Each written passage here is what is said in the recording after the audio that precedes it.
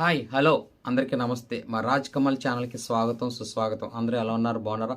ఇంతకుముందు మేము వీడియోకి చేసి పెట్టాము. ఆ వీడియో కొంతమంది మమ్మల్ని సందేహాలు కామెంట్స్ రూపంలో అడిగారు. దానివల్ల ఈ వీడియో చేయగలుగుతున్నాము. మా అబ్బాయి డ్రైవర్ ఉద్యోగానికి వెళ్ళాలనుకుంటున్నాడు. డ్రైవర్ ఉద్యోగం అక్కడ ఎలా ఉంటుంది, కష్టంగా ఉంటుందా ఏంటి అని చెప్పి అడిగారు. కష్టంగానే ఉంటుంది. మనం పొద్దునంతా డ్రైవింగ్ చేసి భోజనానికని మళ్ళీ మన రూమ్కి వస్తాం. మనకు భోజనానికి కొంతమంది వాళ్ళే ఇస్తారు, కొంతమంది వాళ్ళే వండుకుంటారు అన్నమాట డ్రైవర్లు. అయితే వాళ్ళ భోజనం మనం నోట్లో పెట్టుకుంటాము, రెండో ముద్ద చేతిలో ఉంటుంది.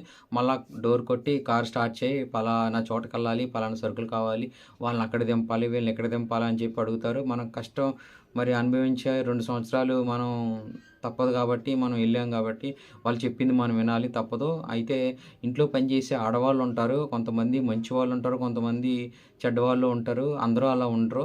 అయితే కొంతమంది ఆడవాళ్ళు ఇంట్లో పనిచేయడానికి కద్దామాలని వస్తారు, వంట చేయడానికి కొంతమంది వస్తారు. అయితే అక్కడ మేడముల్ని మామ అంటారు, సార్లనేమో బాబా అంటారు.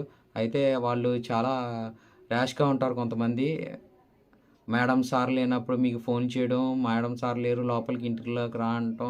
ఒకవేళ మీరు ఇంట్లోకి వెళ్ళినా కానీ వాళ్ళు తప్పు చేస్తూనే మీరు దొరికితే సార్కి మేడంకి ఇతనే వచ్చాడు, నా చేయి పట్టుకుని లాగాడు, లోపలికి వచ్చేసాడు అని చెప్పి మీ మీద తోసేస్తారు. అక్కడ ఆడవాళ్ళదే రాజ్యం, ఆడవాళ్ళు ఏం చెప్తే అదే జరుగుతుంది. మగవాళ్ళు మీ మాట ఎవరో పట్టించుకోరు. మీ మీ మాట వినేటట్టు మీరు నడుచుకోవాలి. అక్కడ డ్రైవర్సు వాళ్ళు ఏం మాట చెప్పినా మీరు ఎదురు చెప్పకుండా ఓకే మామ, ఓకే మామ, వాళ్ళు ఏ పని చెప్పినా అనమాట. ఏ పని చెప్పినా ఓకే మామ అనాలి. మంచితనంగానే ఉండాలి. మీకు వాళ్ళు ఏం పని చెప్పినా వాళ్ళు ఏటీఎం కార్డులు ఇస్తారు. మీరు అక్కడ జమియాలకంటే సూపర్ మార్కెట్లకి వెళ్ళి సామానం తీసుకురావాలి. బండిలో పెట్రోల్ కొట్టించడానికి పెట్రోల్ని బెంజిన్ అంటారు, గ్యాస్ అని కూడా అంటారు. వాళ్ళు ఎంత పెట్రోల్ కొట్టించుకుంటారో అంత పెట్రోల్ కొట్టించాలి. ఎక్కువ పెట్రోల్ కొట్టించి మనం వాళ్ళ డ్రా చేసుకురమ్మన్న డబ్బుల కంటే మనం ఎక్కువ డ్రా చేసుకోవద్దు, తీసుకుందాం అని మీకు ఆలోచన ఉన్న ఆ ఆలోచన వాళ్ళకి తెలిసినా వాళ్ళు మిమ్మల్ని దొంగగానే చూస్తారు. 2 సంవత్సరాలు కూడా మిమ్మల్ని చాలా ఇబ్బంది పెడతారు. చాలా చాలా కష్టంగా చూస్తారు మిమ్మల్ని. మీరు నమ్మకంగా ఉండాలి. మంచి పేరు సంపాదించుకుని రావాలి. మీరు ఇండియా వచ్చేసిన తర్వాత మా పిల్లలు మిమ్మల్ని బాగా చూసుకున్నావు, మా పిల్లల్ని నువ్వు స్కూల్కి జాగ్రత్తగా తీసుకొచ్చావు, నువ్వు మళ్ళీ మా ఇంట్లోకి రావాలి బాబు అని చెప్పి వాళ్ళకి మిమ్మల్ని ఫోన్ చేసి అడిగేటట్టు ఉండాలి. అలా అడిగి మీ పద్ధతి మంచిగా ఉంటేనే మిమ్మల్ని వాళ్ళు అడుగుతారు. సరే బాబా, నాకు మొదటిసారి జీతం ఎంత ఇచ్చావు, ఈసారి జీతం ఎంత ఇస్తావు అని చెప్పి అడగాలి. ఆ 2 సంవత్సరాలకి మీకు అరబిక్ లాంగ్వేజ్ వచ్చేస్తుంది మాట్లాడటం. బాబా ఎక్కువ జీతం ఇస్తావా అని అడుగుతాం. బాబా నేను 2 సంవత్సరాలు ఉండలేను, ఈసారి సంవత్సరానికి ఒకసారి నన్ను ఇండియా పంపిస్తావా అని అడుగుతాం. మీరు చెప్పుకునే మాటను బట్టి ఉంటుంది. అందరూ మంచివాళ్ళు ఉండరు, కొంతమందే ఉంటారు. అలా మంచి ఇల్లు దొరికి వెళ్ళడం అంటే మీ అదృష్టం అన్నమాట. మీ సారాలు మేడం వాళ్ళు కారులో అనేకమైన వస్తువులు వదిలేస్తారు. వాళ్ళ ఫోన్లు, వాళ్ళకి సంబంధించినవి, హ్యాండ్ బ్యాగులు, పర్సులు, అందులో బోల్డని డబ్బులు, సారాలు అయితే రిస్ట్ వాచ్లు, విలువైన వస్తువులు, సామాన్లు అన్నీ వదిలేస్తారు. మీరు వాటి వేటిని కూడా ముట్టుకోకూడదు.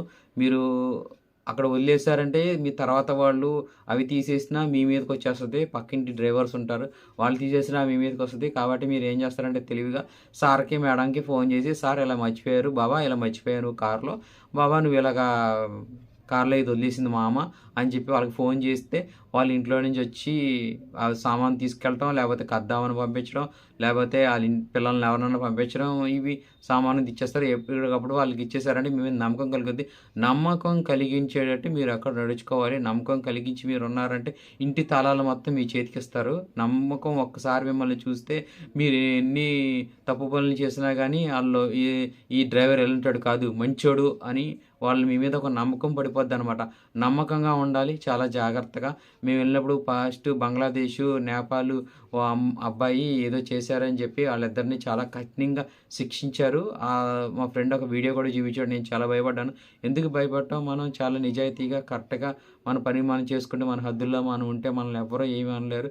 మనం చాలా జాగ్రత్తగా ఉండాలి. మనల్ని వాళ్ళు అనుక్షణం కనిపెడతానే ఉంటారు. నేను వెళ్ళినప్పుడు మా సారు నేను తుర్కీ వెళ్తున్నాను అని చెప్పి ఇంట్లో సామాను మొత్తం తీసుకొచ్చుకుని బ్యాగ్ కారులో పెట్టుకుని వెళ్ళిపోయాడు కదా అనుకున్నాను. వెళ్ళిపోయిన 2 నిమిషానికి మళ్ళీ ఇలా వచ్చాడు. అలా మనల్ని పరీక్షిస్తారనమాట. మనం చాలా జాగ్రత్తగా ఉండాలి. ఆ పరీక్షలన్నింటినీ మనం నెగ్గుకుంటూ రావాలి. నెగ్గుకుంటూ వస్తేనే మనం అక్కడ పని చేయగలం, లేకపోతే మనం అసలు అక్కడ అలాంటి దేశాల్లో మనం పని చేయలేము. నమ్మకంగా ఉండాలి. నమ్మకం అనేది చాలా అవసరం అక్కడ. మనల్ని వాళ్ళ ఇంట్లో పనిచేసే వాళ్ళే కాదు, ఇంట్లో పనిచేసే ప్రతి ఒక్కరూ వాళ్ళు మనల్ని పరీక్షిస్తూనే ఉంటారు. ఫస్ట్ వెళ్ళిన కొత్తలో మనం చాలా కష్టపడి లాంగ్వేజ్ రాదు. మీ చుట్టుపక్కల ఉన్నప్పుడు ఎవరు కూడా మాకు తెలుగు వాళ్ళు ఎవరు లేరు. మాకు భాషని చెప్పేవాళ్ళు లేరు. మేము అలాగ అర్థం చేసుకున్నాం. ఒకటికి 4 సార్లు చెప్పింది మేము విన్నాము. అక్కడ రైట్ సైడ్‌ని ఈమెన్ అంటారు. లెఫ్ట్ సైడ్‌ని ఈసార్ అంటారు. వర్రా అంటే వెనక, షయ్యారా అంటే కారు, షక్కల్ షయ్యారా దాకల మొకైఫీ అంటారు. కారు స్టార్ట్ చేసి ఉంచి మేము వస్తున్నాం అంటారు. గిద్దాం అంటే ముందుకి, వర్రా అంటే వెనక్కి, తహద్ అంటే కింద, దాకల్ జువ్వ అంటే లోపల. చాలా జాగ్రత్తగా మనం వాళ్ళ మాటలు అర్థం చేసుకోవాలి. అర్థం కావు ఫస్ట్‌లో. మనం ఒకసారి అర్థం చేసుకున్నామంటే ఆ లాంగ్వేజ్ చాలా ఈజీ మనకి.